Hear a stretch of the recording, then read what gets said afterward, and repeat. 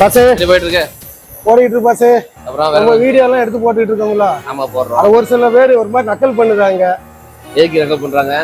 உங்க ஓனர் பிரியாணி போட சொன்னா என்ன, உங்க ஓனர் என்ன பெரிய கதாநாயகன் ஆக போறாரா, ஹீரோவா ஆக போறாரா அப்படின்னு ஒரு சில பேர் பேசுறாங்க. அதான் என்னன்னு கேட்க. நம்ம ஊர்ல பஸ் ஸ்டாண்ட்ல முதல் நாள் தள்ளுவண்டி கூட நிப்பாட்டினேன். ஆமா. அப்ப சொன்னது தெரியுமா, நம்ம ஊர்ல எங்கடா இதெல்லாம் ஃப்ரைட் ரைஸ் இதெல்லாம் ஓட போகுது, பெருசா மெட்ராஸ்ல போய் வேலையை பார்க்கணும்னு சொன்னாங்க. சரி. அப்படியே கொஞ்ச நாள் கழிச்சு ஒரு சின்ன செட்டு போட்டு பிரியாணி போட்டேன். சரி.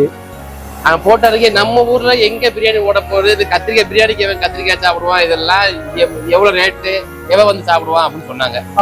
அது அப்படியே கொஞ்சம் கஷ்டப்பட்டு முன்னேறி சரி 6ஆம் கடை போட்டேன். சரி. ஆமா. ஒரு கடையில உட்காந்து பார்க்க முடியாது, 2ஆம் கடை போட்டா யார் பாப்பா, இதெல்லாம் ஒரு தேவையில்லாத வேலையா. இப்படி ஒவ்வொருத்தரும் ஒவ்வொரு விதமா சொல்லிட்டு தான் இருந்தாங்க. அப்படியே டிராவல் பண்ணி கேரளாவுக்கு போனோம். கேரளா வர போயிட்டியா அப்படின்னாங்க. இது இடப்பட்ட கேரளா, என்னப்பா கார் வாங்கிட்டா, என்னப்பா பைக் வாங்கிட்டு ஒருத்தர் கூட சொன்னாங்க.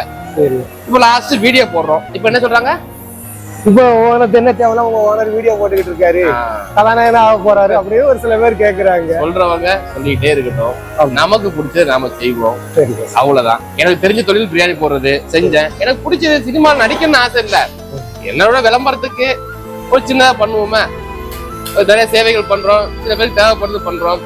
காட்டுறதுக்கா ஏன் அடுத்த ஆளை வச்சு விளம்பரத்துக்கு காசு கொடுக்கணும், நம்மளே பண்ணிட்டு போயிருவோம். நீங்க இருக்கீங்க, நான் இருக்கேன், இன்னும் 100 பேர் இருக்காங்கல்ல. சரி. ஓகேதானா? சரி பாஸ். ரைட். சொல்லிட்டு விடுங்க பார்த்தலாம். உன்னை பற்றி யாரு அடையன்னு சொன்னால் என்ன, இந்த காதில் வாங்கி அதை அந்த காதில் தள்ளு.